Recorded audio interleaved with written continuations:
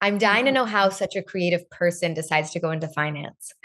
Well, it's so funny because I remember people used to call me like left right brained at work because you're right. I think it's oftentimes you're like in one camp or the other. You're either the creative or you're the quantitative.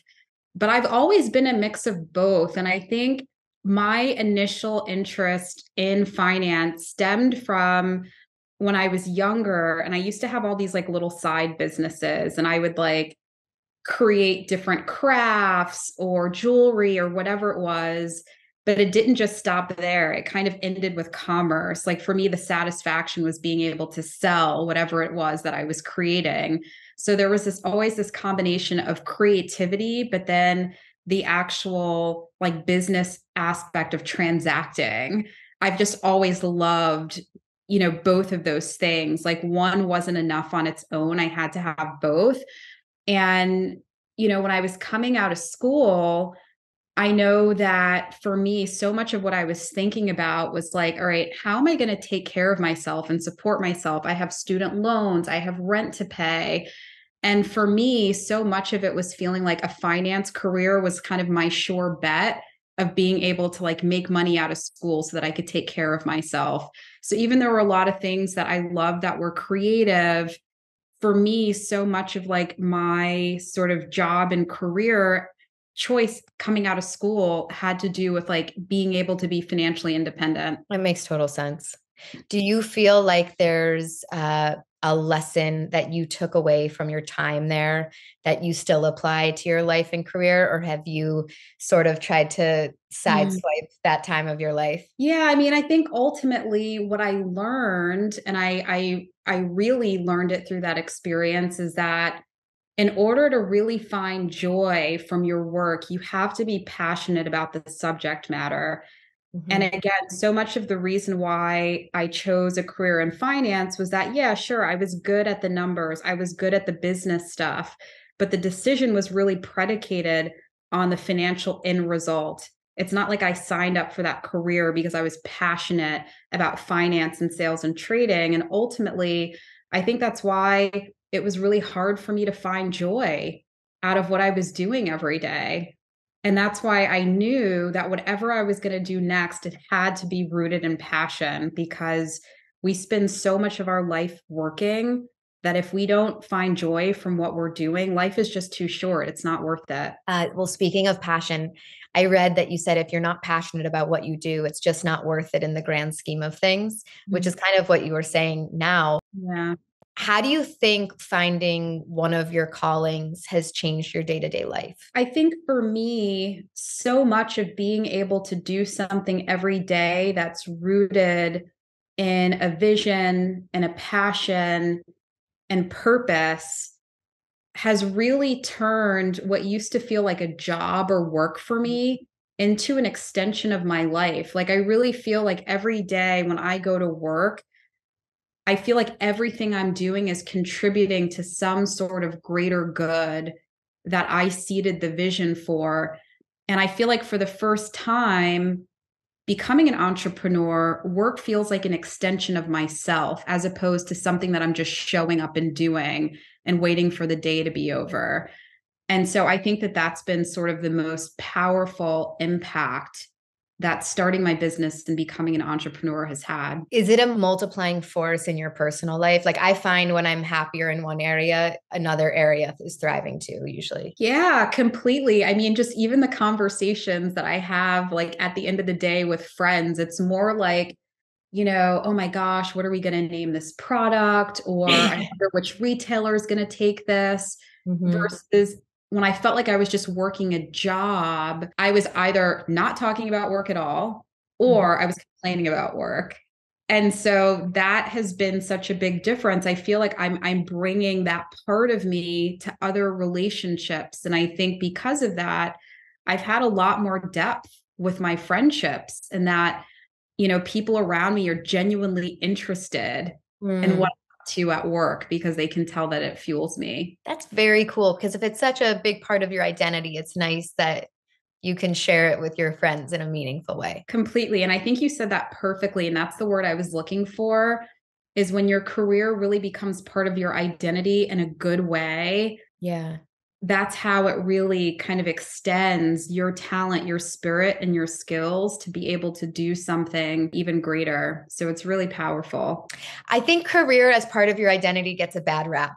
Because Yeah. you said it perfectly, right? In a good way. If it's in a good Yeah, way, it's okay, I think. exactly. Like, I think for a lot of people, career being part of their identity, oftentimes, has to do with title. It's like, oh, well, I'm the VP of something or I'm the CEO of something, that makes me relevant or, gives me purpose in my industry. It's part of who I am. Or sometimes work is viewed as identity because sometimes people are just workaholics. Mm-hmm. And that's not a good thing either. It's like, oh my gosh, I pour everything into this job. It's who I am. So I definitely think that there are two sides of the coin, or having it be part of your identity can be a great thing if you're serving people, if you're leveraging your talents in a way that feels good, or it can be the opposite. So you're working in finance and you have this idea to start Briogeo. Where does it bubble up from? So, if anyone had ever asked me, do you think that you would have a career in beauty or hair care? I would have said absolutely not, because it was never on my sort of career vision board at all. Mm-hmm. And there were a sequence of events that happened that really led me to doing what I'm doing. And unfortunately, it started with the sudden passing of my mom, which was a tragic passing that really forced me to think about how I was spending my time, how I was spending my life. Because at the time, I was working at Goldman, I was working grueling hours, I was under a lot of pressure, and I was spending so much of my time at work doing something that wasn't really filling my core. And after my mom passed, I did a lot of soul searching to figure out what it was I wanted to do next and how I could mirror my career with my passions. And one of the things I kept thinking back to was actually my childhood memories with my mom, who was a chemist and a physician. And with her chemistry background, she knew all about how to emulsify water and oil and create textures and formats. And growing up, we used to make so many of our beauty products at home. We would literally go to the health food store.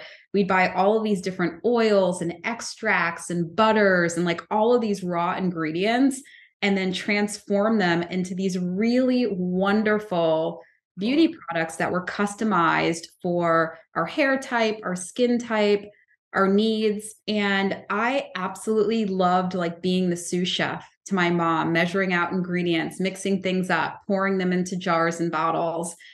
And when I was thinking about what it was I wanted to do next, I kept thinking back to those memories, how much fun I had.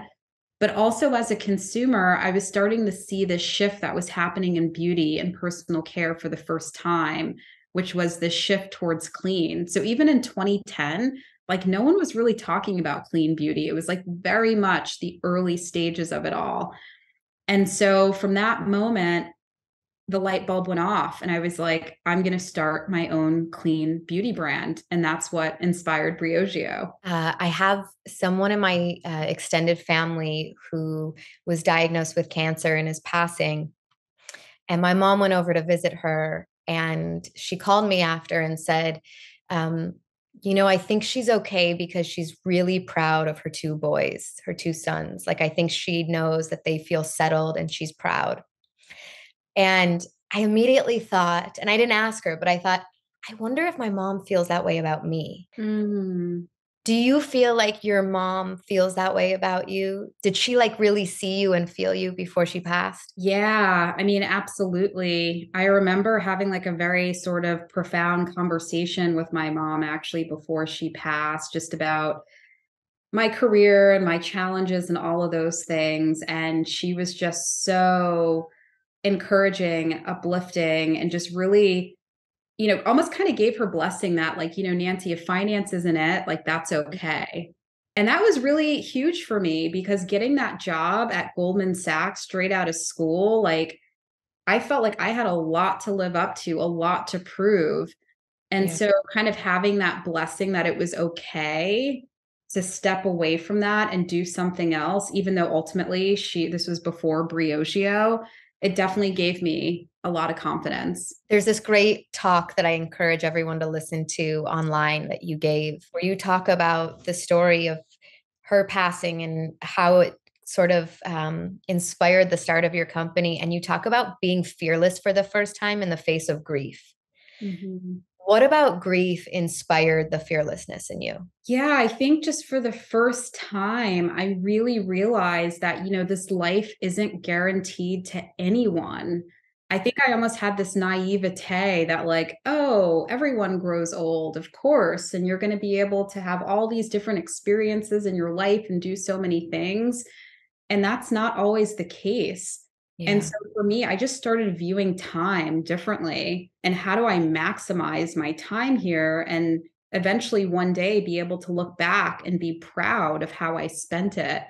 And so, in a lot of ways, that means taking risk. It means doing things that make you a bit uncomfortable, doing things that perhaps you typically wouldn't do because they're risky or out of the norm. And all of those feelings really just subsided for me. I was interested to learn that you actually didn't quit your job at Goldman until you got into Sephora.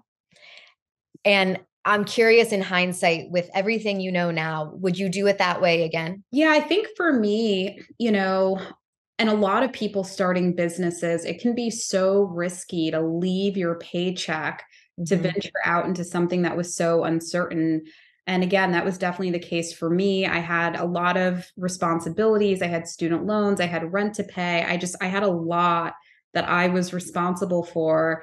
And so I just wasn't quite comfortable making the leap until I had some sort of validation that what I was about to do could actually, survive and provide income. So for me, that turning point was definitely getting Sephora on board.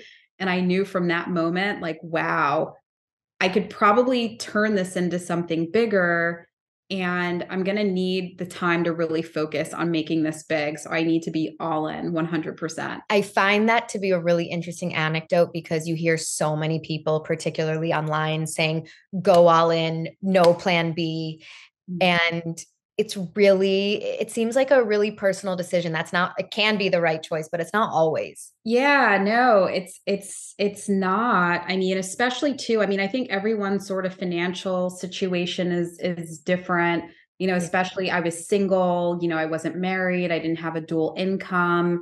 And there were just a lot of different, considerations that I needed to make. But I knew that at some point I was going to need to go all in because it really is hard to give a business or project Mhm. a fair shot if you're not focused on it 100%. You must have been so excited to put in your 2 weeks.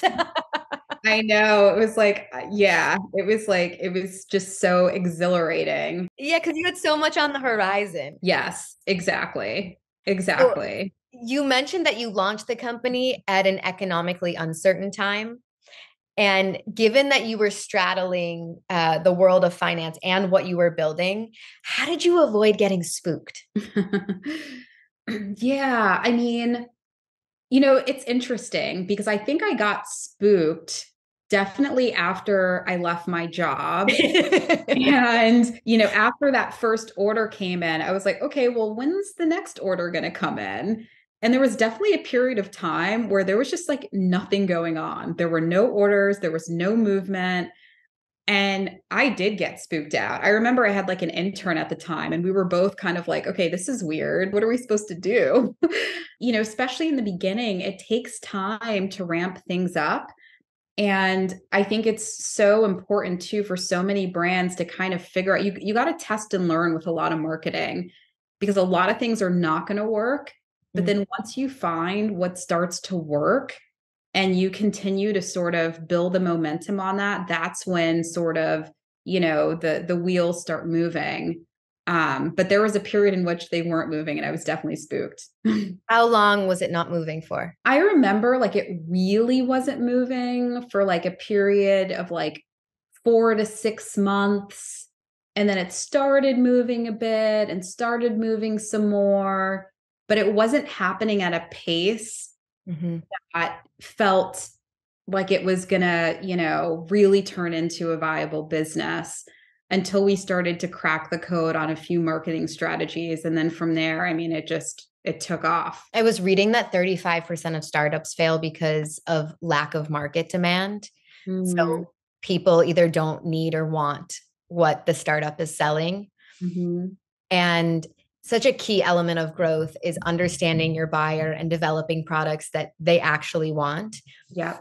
And on the other hand, sometimes people don't know what they want. And you were one of the first clean brands out there. People didn't necessarily know that they needed or wanted that. I mean, there's a producer, a music producer, Rick Rubin, who launched a book a few months ago on innovation and creativity. And he always says, don't listen to your customer. They don't know what they want until they see it.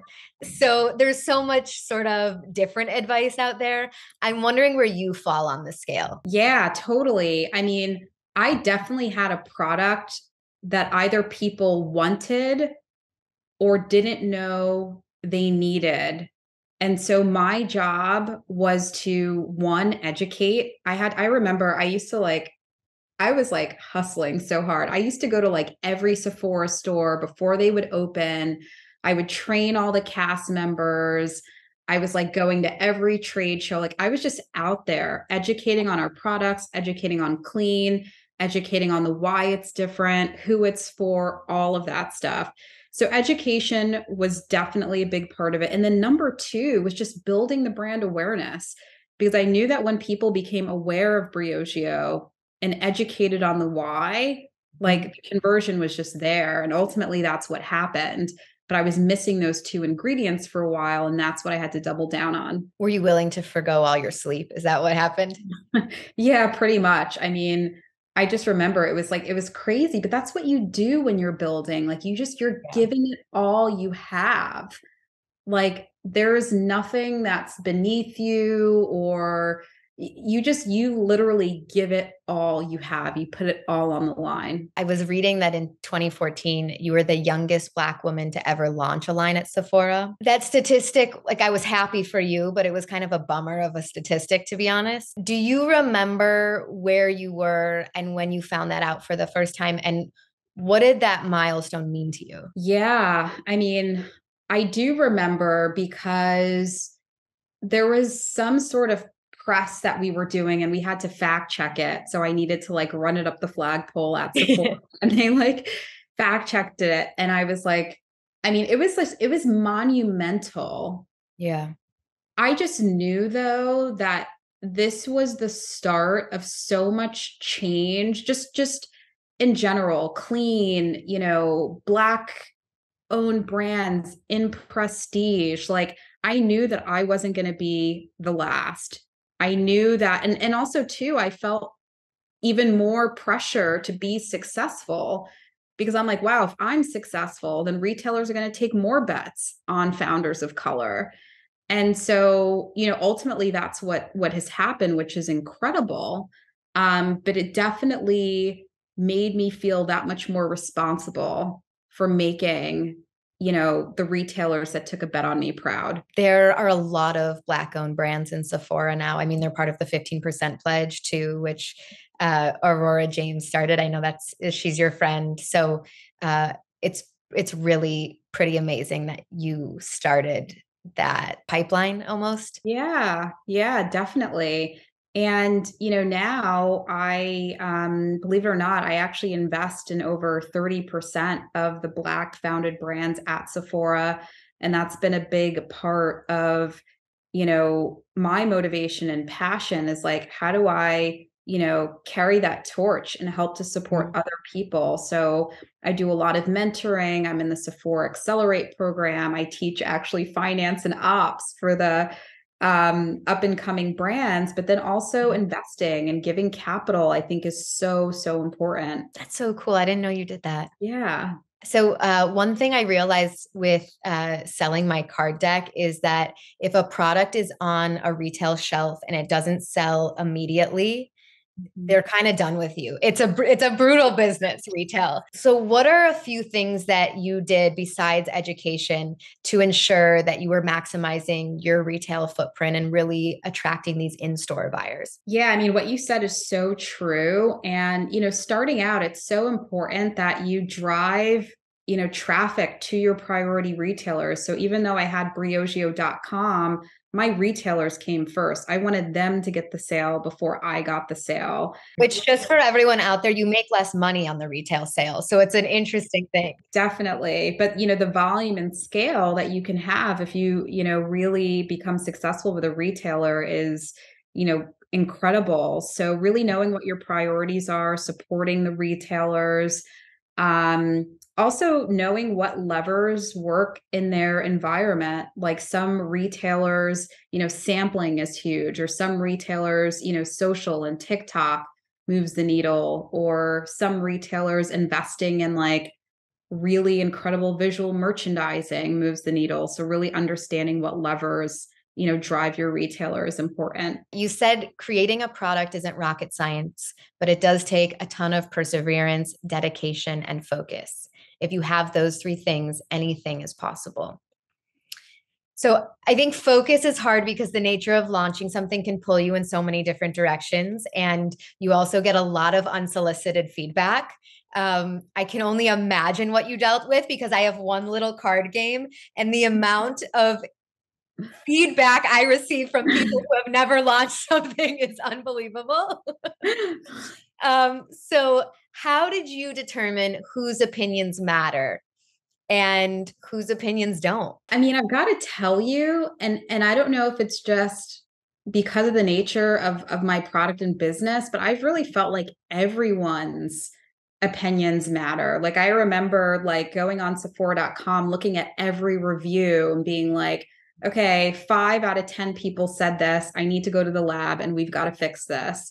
Or, the retailer made a comment about something, or even one of my employees made a comment about something. And while you can't please everyone, I've always taken note. And like sometimes it's like someone's like, oh, this cap bothers me. And I'm like, okay, noted. And am I going to fix the cap? Not immediately, but I feel like I need to listen, because if it becomes a trend, then it's my responsibility to look into it. So I basically listen to everything, but where I see sort of momentum and the feedback, that's when I'll put it into action. I've always loved the Hillary Clinton quote about taking criticism seriously, not personally. Yeah, What I yeah, try and I love live that. by. So good. The perseverance part, launching something you hear no a lot. I was on TikTok the other day and I heard this guy say no stands for next option. And I was like, that's sort of clever. I like that one. What happens when you hear no? What do you immediately think? I mean, I just feel like there's always a way. I mean, I always want to understand like, why is it a no? So if it's a retailer and they're like, we're just not taking on any new brands right now. I was Mm-hmm. like, oh, but why is that the case? And it's like, oh, well, we don't have enough shelf space. And I'm like, well, what about online placement until you get shelf space? Or if they're like, oh, it's because we don't have enough open to buy dollars to place an order. Well, maybe we can do consignment and I'll only get paid when you get paid. Like there's just, I feel like always a solution. And then if you come up with every creative idea to sort of, counteract someone's no, then sometimes I'm like, you know what? Maybe this just isn't meant to be. And like, I can't see it right now, but I'll see it later. Like I've had those instances where it was just a hard no for no reason. And then I look back on it and I'm like, oh my gosh, I'm so glad we didn't do that. They actually saved me. So you sold your stake in the company and you weren't super public about it. You were very low key. Talk to me about your decision. Yeah, I mean, we had been scaling the business, tremendously over the years. And in 2019, we took on a private equity investment with a firm called VMG. And they were such great partners to me for a lot of different reasons. Obviously, they helped put money into the company to help us continue to grow, but they also helped me build out a management team for the first time because I didn't know at the time what I didn't know. And bringing on people that could help fill those gaps was so monumental to the business. And I think what a lot of people don't realize, especially when you have businesses that are inventory intensive, Mhm. so much of your capital, your dollars, are actually sitting in a warehouse in the form of inventory. And you can't turn it into cash until you sell the inventory. So when it comes to things like hiring people, paying people, investing in marketing, office space, all those other things, you've got to make sure that you have the cash to do that readily available. And so oftentimes, entrepreneurs will continue to raise money up until some point, or they'll bring on a strategic partner that can help provide them a capital base and hopefully provide other synergies to help them to continue to scale Mhm. without, the pressure of being diluted as an entrepreneur. I've heard so many instances in which I've met, founders that have built these incredible companies, and you come to find that they only own 5, 10% of this incredible business that they Yeah. put their entire life into. And so, I think selling a business or even raising money is a very personal decision, but we made a really great decision and found a partner that's so synergistic with what we do. Our core focus is hair care.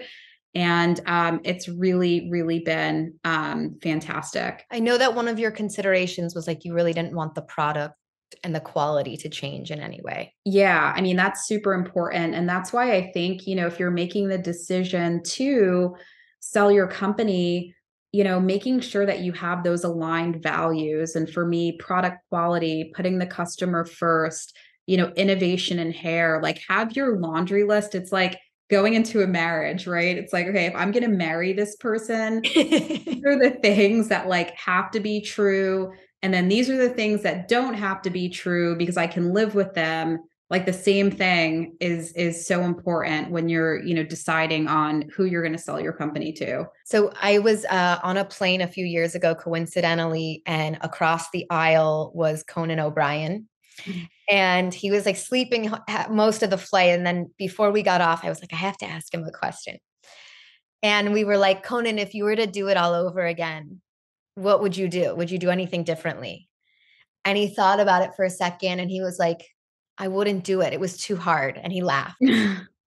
And I don't believe him. Like, I think, he loved his career, but I do think that that's a very common feeling that people have when they do something big because there's so much hardship and sacrifice that it requires. And so, the latter part of this conversation, I really want to focus on how you feel and what you're thinking about in hindsight. And Mhm. so I know that manifestation is something that is close to your heart. And there's this Ariana Huffington quote that life is a dance between making it happen and letting it happen. I'm dying to know how you think about what you're willing to let happen versus make happen because you're such a doer. That is such a good question.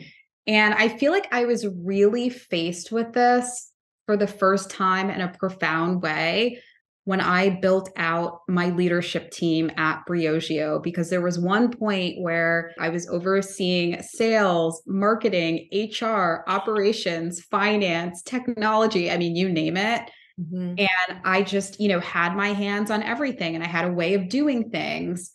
And when you hire people at the executive level, part of being able to set them up for success is building trust and letting them do it their way. So I had to really back off and empower my team because if I didn't, they were not going to stay, right? You have to hire talented people to do what they do best. And so that was really the first time where I was like, I got to let go. I got to trust. They've got it. Mhm. If someone fumbles, it's okay. We'll figure it out together.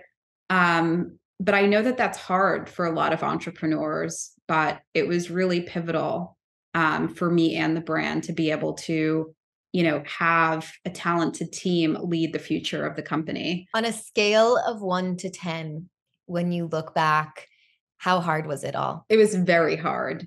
It was very, very, very, very hard. Probably the hardest thing I've done in my life, probably the hardest thing I will do in my life. I mean, it's still hard. It is definitely intense. I mean, it is like life's boot camp, spiritually, mentally, physically, all of the above. Would you do it over again? Knowing that, again, that everything worked out for the best, yes. Mm-hmm. I would. But I'll tell you too, it's so interesting because I used to tell people, especially I remember when I first started my business, I really did. I felt like I was in, I don't know if you're familiar with the term flow state. Mm-hmm. You were just going and you're going with such passion and vision and belief that all the right doors open up, all the wrong doors close. And I remember like I even stunned myself sometimes. I was like, how the heck did I do that? Like, is this really happening? So Like, cool. and so that was pretty cool to watch. So you launched nancytwine.com, which is a content site dedicated to sharing your expertise on leading, learning, and living an inspired life. And I think you could have done so many different things, and you Mhm. decided to go all in on this. And I'm wondering why you wanted to launch it. Yeah, I mean, well, first of all, I'm still, full-time founder and CEO with Briogeo, which is my passion. But I've also been very passionate and intentional about leveraging my success and my abundance to help other people. Like, I feel like it's something that I've been called to do. It's something that's very important to me. I don't think I would feel right if I didn't allocate part of my time to help other people, whether it's financially or through mentorship. And one of the things that I've actually found that has been a bit difficult, like most people, is scaling my time. I do have a lot of people who reach out to me for mentorship and advice, and I try to help as many people as I can, but I can't help everyone. And part of what I wanted to do with Nancy Twine was to really sort of dive into a lot of the most commonly sort of asked questions and themes and things that people ask for my perspective on, and to actually memorialize my perspective through the art form of article writing, which is a little old school, but I love writing, and I love the fact that I don't have to limit myself to 160 characters or a caption bandwidth, that I can really pour it out and have something that people around the world can have access to. And so that was the first part of the inspiration. But the second part of the inspiration that I think really hits home to me is that one of the lessons I had to learn the hard way is that you cannot be successful as an entrepreneur if you pour yourself into your business or your company and you don't create the balance to create that space of self-care for yourself, because you will get to a point where your business will suffer and you as a person will suffer. And I see so many entrepreneurs, especially female entrepreneurs, that are trying to juggle everything and they're putting themselves last. And it's actually not helping them, it's hurting them. And part of what I want to do with this content, while most of the content is focused on entrepreneurism, is to really put out content that helps to support this 360 of what it means to be sort of a well-rounded entrepreneur, so that you can get the most out of your business, but also feel your best doing it. And that's why on the site, we talk about topics of health and wellness, personal relationships, personal finance, because a lot of people's business P&Ls are looking good, but their personal balance sheet is not looking so good. It happens a lot. And really just talking about sort of, entrepreneurism from a more dynamic perspective. And I'm really, really excited for what's ahead. I am too. I've been reading a lot of the articles. One launched today that I really loved. It's very aesthetically beautiful too, which just like adds sort of like a sparkle on top. But one of the things that has come up on the site a few times in different ways is really creating your best reality. And it seems that you feel like it's through intention and action. So, what's the best actionable advice on how to set intentions and follow through? And I ask this with a caveat because I think manifestation has become such a buzzword in our sort of zeitgeist, and you live it. So, what is the actionable advice? Yeah, I mean, the actionable advice and just, bringing some perspective, like so often we just get bogged down in trying to be productive and get things done and check things off the list. And oftentimes we are not setting intention about what we want the outcome of our actions to look like. And just the simple task of defining what North Star success looks like subconsciously will guide your actions and ultimately the outcomes towards that. I like to use the analogy of, if you're trying to drive to a business meeting, you don't just get into your car and start driving. You make sure that you know the address and you put it in the GPS system and you let that GPS system guide you there. And the same thing is true about setting intention. You need to know where you want to go in order to make sure that you're taking the right steps and also being aware of what's happening around you, right? Because you may be in a room and you're like, wait, I heard that person say that she's a publisher. One of my goals this year, I want to be intentional about writing my book. Let me talk to her.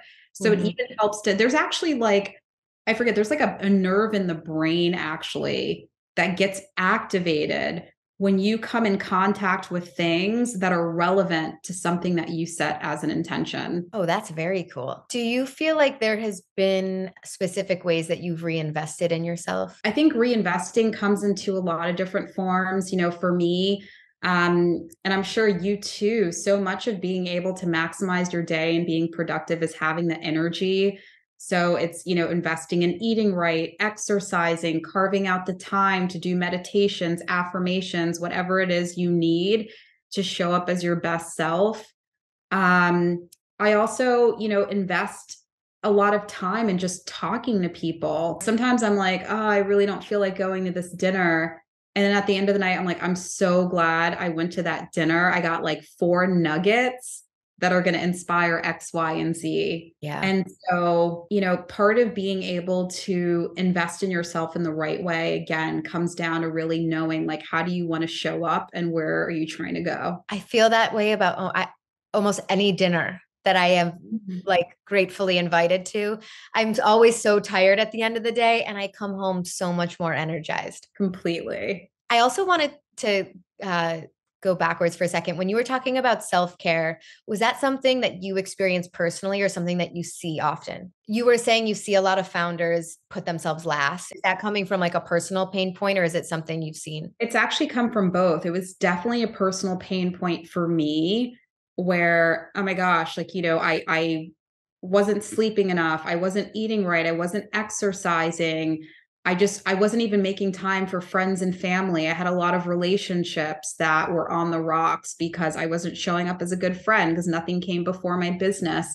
And I hear that so often from other, especially female entrepreneurs, and it doesn't need to be that way. And you will not sacrifice your success by putting other areas of your life first when you need to. You can only boost your success by doing that. So I forgot what I was chatting with my mom about, but she said something like, I'm a CEO. And I was like, no, you're not. You sell mortgages. You're not a CEO of a company. And she's like, who do you think runs this whole house and family? I am total, like I've produced this whole thing. I'm totally a CEO. And so I asked this question with the sort of that lens, because I think you probably have great advice for founders, but for anybody who isn't a founder and is a self-starter in their life, even, what tactical advice do you have for being in the trenches day in and day out? One of the things that I've had to really get better at is making sure that I maximize my day, because when you're in the trenches, you need to get a lot done and you've got to be super protective of your time.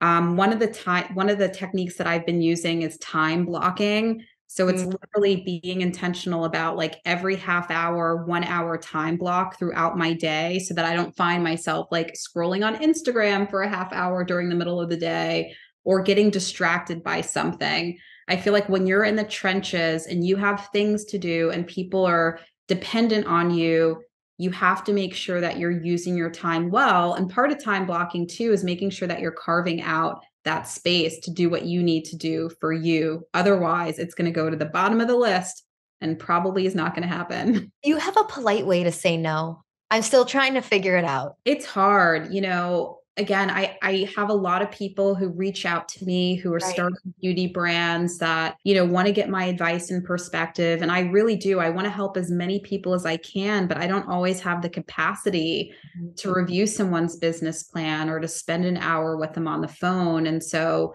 sometimes I have to let people down and just say, I don't have the capacity right now, but I wrote a really relevant article on the site that you may want to check out. Or if I know someone who has similar expertise and capacity, I'll point them their way. Okay, I do a little rapid fire.